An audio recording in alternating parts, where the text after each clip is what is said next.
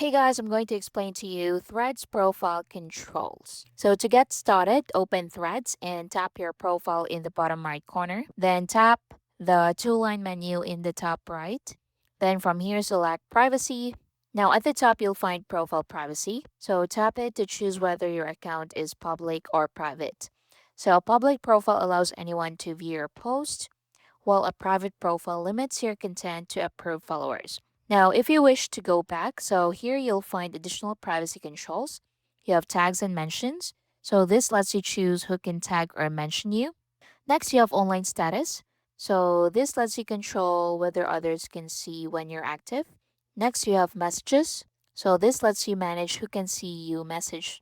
Next, you have messages. So this lets you manage who can send you message requests. Now, next, you have restricted profiles. So it allows you to limit interactions with specific accounts without blocking them.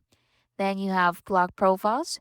So it shows everyone you've blocked and lets you manage that list. Next, you have profiles you follow, suggesting posts on other apps, private likes, etc. And you also have other privacy settings. So some settings apply to both Threads and Instagram and can be managed on Instagram. And that's basically it. Thank you for watching. Please like and subscribe.